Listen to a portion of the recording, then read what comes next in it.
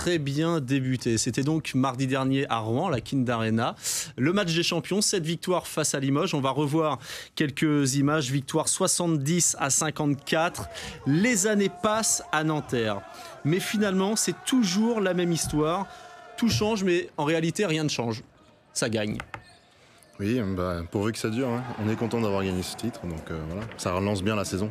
C'était l'un des objectifs, on imagine, de début de saison. Bien sûr. Aussi bien débuter cette saison. Bien sûr, on a vraiment pris ce match très au sérieux et on n'avait pas l'intention de jouer un peu comme a dit le coach.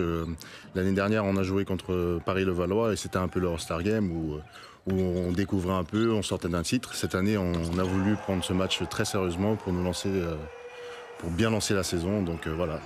Alors, il y a eu cette victoire face à Limoges au match des champions et puis vous retrouviez la très petite mais très chaude salle Maurice Thorez de Nanterre. C'était samedi soir à l'occasion de la réception de Chalon et vous vous êtes là aussi imposé. Nanterre-Chalon, vu par Benjamin Maître.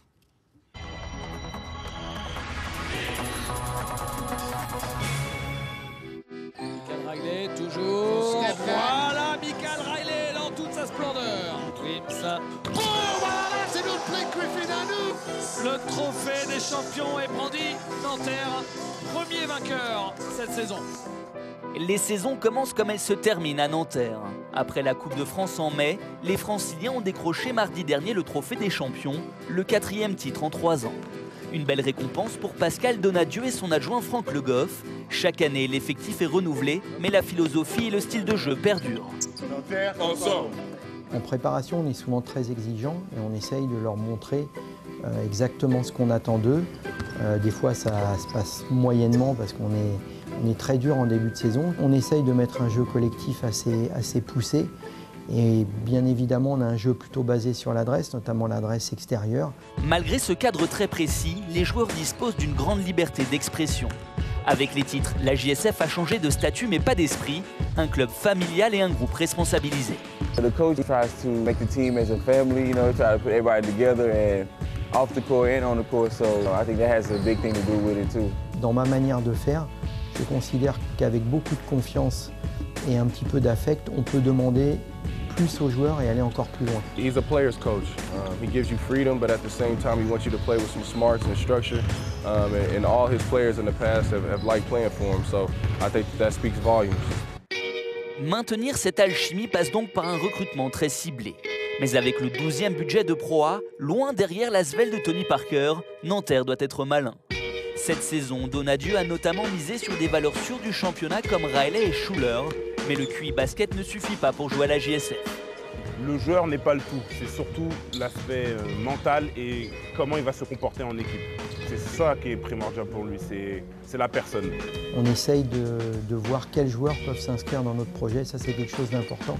À chaque fois que j'ai voulu prendre des joueurs un peu contre nature par rapport à notre jeu, par rapport à notre identité, ça a été plutôt un semi-échec, voire un échec. Pas d'échec mardi dernier au Trophée des Champions où les recrues ont brillé. Une performance à confirmer à domicile pour l'ouverture du championnat contre Chalon-sur-Saône. L'élan privé de son entraîneur Jean-Denis Choulet suspendu et en tribune. Et dès le début de la rencontre, la JSF impose son rythme. Très agressif en défense, les joueurs de Donadieu sont également inspirés en attaque. Jamal Schuller prouve lui qu'il a bien assimilé le jeu de sa nouvelle équipe. Avec un 4/4 longue distance dans le premier quart-temps, il permet à Nanterre de dépasser rapidement les 10 points d'avance. I felt good. I got into a rhythm early in the first quarter, and my teammates kept looking for me. So I just felt real good overall. Passé ce coup d'éclat individuel, le collectif s'illustre à son tour et à la mi-temps, les Franciliens mènent 52-31. Après la pause, Chalon se réveille. L'élan beaucoup plus efficace des deux côtés du terrain revient à 15 points au milieu du troisième quart. Mais le suspense ne dure pas. Nanterre s'appuie sur son jeu intérieur pour reprendre ses distances sous le regard d'un Jean-Denis Choulet impuissant. En confiance, Schuller et Riley, tous les deux auteurs de 20 points, assurent. La JSF s'impose finalement 89-66, la conclusion d'une semaine idéale. On se prépare pendant de longues semaines pour aborder ce premier rendez-vous. Quand c'est à domicile, il y a toujours un petit peu plus de pression. Donc on a fait un bon match, un match sérieux des deux côtés du terrain. Donc ce soir, on savoure. Mais Nanterre ne va pas savourer très longtemps. Mercredi, le club affronte Rouen en Coupe de France, un adversaire déjà bien présent dans le vestiaire. C'est aussi ça la méthode de Nadieu. Marc Judith, on parlait de ce départ idéal. Il y a eu cette victoire de 16 points contre Limoges, la victoire de 23 points sur Châlons. J'ai envie de vous poser la question un petit peu à l'envers, Marc. Qu'est-ce qui ne marche pas à Nanterre? C'est quoi la faille? Bon, même moi, je n'ai pas de réponse. La petite salle, peut-être. Peut-être. Mais à Nanterre, il y a une philosophie et puis ça fonctionne depuis que je suis à Nanterre, ça a toujours fonctionné. Et puis au début, on a toujours un peu de doute, on se dit bon, est-ce qu'on va y arriver cette année? Et puis, vu le début de championnat qu'on fait, bon, ça nous met en confiance. Donc, on verra bien comment ça sera la suite. Mais ce qui ne marche pas à Nanterre, ça, c'est une belle question. Vaut mieux me la poser dans le bon sens, parce que ça sera plus facile. Est-ce que tu peux ajouter que ça me paraît être un joli mélange entre un club familial et traditionnel et un basket ultra moderne et ultra speedé? C'est quand même étonnant. Parce que leur manière de jouer, c'est très moderne, c'est small ball, beaucoup de shoot à 3 points, beaucoup d'intensité, agressivité, mais c'est une image d'un club plutôt familial qui existe depuis très longtemps, avec ses valeurs. En tout cas, on se rend compte que la mayonnaise prend tout de suite. C'est justement l'objet de la stat de la semaine.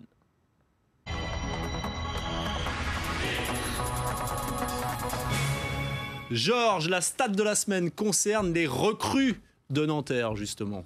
Oui, je considère que ces deux ailiers, Jamel Schuller et Michael Riley, rentrent parfaitement justement dans ce style de jeu en accéléré. Chacun a marqué 20 points et tous les deux avec une réussite exceptionnelle à 3 points. 4 sur 10 pour Riley et 6 sur 9 pour Schuller. 6 sur 9 à 3 points pour Schuller, qui était à 1 sur 8 dans le match des champions, donc très maladroit. Là, il a pris sa revanche. Et surtout, le danger vient à droite et à gauche. C'est comme dans le foot, vous avez deux super attaquants et on ne sait pas qui il faut arrêter, quoi. Et j'imagine que jouer avec un tandem comme ça, ça doit être assez jouissif. Bien sûr, c'est très agréable de jouer avec des joueurs qui sont aussi bons. Donc c'est clair que ça facilite le jeu et puis ça ouvre de bonnes opportunités pour les autres. Donc pour l'instant ça fonctionne bien. Donc comme je dis, j'aime prendre les choses par parcimonie et aller doucement. Je pense que c'est bien ce qu'on fait, mais il faut continuer et la suite sera très importante. Mais c'est pas des croqueurs. C'est quand même des joueurs d'équipe. Pas du tout, parce que c'est pas du tout la philosophie. C'est ce que je parlais du début, c'est qu'il y a une philosophie qui est à Nanterre. Et croquer la balle, c'est pas forcément, ça rentre pas dans le jeu de Pascal. Donc il est plutôt pour passer le ballon et puis que tout le monde puisse s'exprimer. Donc voilà. Donc au-delà de ça, sur le plan du jeu, et vous parliez, Georges, de ce recrutement maîtrisé, on a le sentiment quand même, quand on voit les joueurs qui arrivent à Nanterre, qui sont là depuis de longs mois. Pascal Donadieu, votre coach, insiste beaucoup sur l'état d'esprit qui règne à Nanterre. Est-ce que vous, en tant qu'homme de base, vous êtes là depuis quelques temps maintenant, 6 ans. Est-ce que vous avez un rôle là-dedans d'intégration? Est-ce qu'il vous demande quelque chose, Pascal? Bon, pas forcément, il ne demande pas, mais on le fait naturellement. Parce qu'on est quand même, moi je considère, moi et ainsi que les plus anciens, comme l'ossature un peu de l'équipe. Donc on essaie de faire comprendre aux autres comment ça fonctionne ici, parce qu'au début on a toujours un peu de doute, parce qu'on s'entraîne beaucoup, surtout en début de saison, et Pascal est assez dur avec nous en début de saison, pour l'être moins au fur et à mesure de la saison. Donc voilà, à l'heure d'aujourd'hui, c'est bien d'avoir des anciens pour dire ne vous inquiétez pas, ça sera mieux plus tard, et puis voilà. Donc. Et c'est vrai que Donadieu se hisse un peu au niveau des Jean-Denis Choulet ou Jean-Louis Bourg pour trouver des bons rapports qualité-prix sur le marché des joueurs. Parce que là, franchement, quand on voit les joueurs qu'il a recrutés avec un budget largement en baisse parce qu'il n'y a pas Euroleague... On va en parler justement du budget. Et ça fait partie, c'est l'un de ses critères aussi à Pascal Donadieu, l'état d'esprit du joueur. Oui. On va parler, vous me lancez la perche. Georges, je vais la saisir. On va voir avec vous comment se situe le budget de Nanterre par rapport aux autres équipes en Pro A. Oui, donc 12e. Après, c'est clair que Asvel, Limoges a la plus grande masse salariale au niveau des joueurs. Strasbourg, 3e. Donc, on a vraiment Asvel et Limoges qui sont nettement en dessous. Strasbourg dans le trio de tête des clubs archi ambitieux dans les grandes agglomérations pour Lyon et Strasbourg. Et puis, on a Nanterre. Mais la salle va doubler de volume la saison prochaine, donc passer de 1500 à 3000 places. Ça, c'est important parce que ça fait des recettes en plus, des moyens supplémentaires pour la famille Donadieu et tout le staff. Et on se souvient aussi que quand Nanterre a été champion en 2013, Nanterre avait l'avant-dernier budget. On va le souligner, on va revoir aussi le palmarès. Tiens, ça c'est intéressant. Puisque alors là, vous avez tout gagné, Marc. Hein. Vous êtes beaucoup de chance. Hein, voilà, champion de France Pro B, Pro A l'année 2013, on vient d'en parler. La Coupe de France, c'était il y a quelques mois. Et puis le match des champions, c'était mardi dernier à Rouen. L'argent ne fait pas tout. C'est quand même formidable de pouvoir le constater en regardant ce palmarès. C'est exactement ça. Alors quand on regarde, on peut peut-être remettre un petit peu le tableau et voir avec vous, Marc, il y a quasiment un titre par an. Ça veut dire que là, finalement, l'objectif est atteint. Vous avez remporté le titre cette année. Enfin, c'est déjà un titre. Alors, c'est quoi l'objectif cette année de Nanterre? Bon, moi l'objectif, je pense que ce sera déjà d'essayer d'arriver en play-off. C'est le plus important. Mais vraiment d'avoir une saison complète. La Leaders Cup aussi. J'avais oublié la Leaders Cup parce qu'il manque ce titre à Nanterre. Donc la Leaders Cup, je pense que ça aussi, ça va être très important d'y arriver, d'être déjà dans les 8 premiers avant la première trêve. Donc voilà, ça va être le premier objectif, on va dire. Et l'Euro Challenge. Des objectifs au niveau européen aussi? C'est la troisième coupe et je pense que Nanterre peut gagner cette coupe. Bien sûr, bien sûr. De toute façon, à Nanterre, on n'a pas comme philosophie de ne pas jouer les matchs ou de laisser des compétitions en dehors du groupe, de laisser les compétitions comme ça. Donc c'est clair qu'on va tout jouer et on va essayer d'aller le plus loin possible dans toutes les compétitions. Alors justement, on parlait de l'Euro Challenge. Ça tombe bien que l'on évoque ensemble tous les trois ce sujet, Marc, puisque quelqu'un que vous côtoyez tous les jours a une question pour vous à ce sujet. Aïe, aïe, aïe. Donc Marc, on va repartir en compétition européenne. Donc l'année dernière, il y a eu quelques petits loupés. Il me semble qu'il y a certains pays où tu ne savais pas qu'il fallait emmener ton passeport. Il y a certains pays où la météo était plus que fraîche et tu es parti avec ton petit t-shirt et ta petite veste de survêtement. Donc j'aimerais savoir si cette année, tu t'es renseigné pour savoir les destinations de l'Euro Challenge. Donc si tu ne le sais pas, je te le dis, Portugal, climat un petit peu plus chaud, Belgique un petit peu comme la France. Et par contre, ce qui me fait peur pour toi, c'est la Finlande. Donc, est-ce que tu peux me dire un petit mot sur le climat de la Finlande? Alors, vous allez répondre. C'est pas sympa, évidemment, on n'a pas choisi la question. Non, alors, vous allez déjà nous raconter cette anecdote. Qu'est-ce qui s'est passé l'année dernière? C'est-à-dire, vous voyagez, vous ne préparez pas le passeport, vous n'emmenez pas de veste? Ça tombe sur moi, comme par hasard, mais bon, c'est arrivé à beaucoup plus de personnes que moi, donc... C'est une fois, bon, je sais pas si j'ai envie de raconter ça à la télé. On est tous les trois. Hein. Voilà, oui, on est entre nous.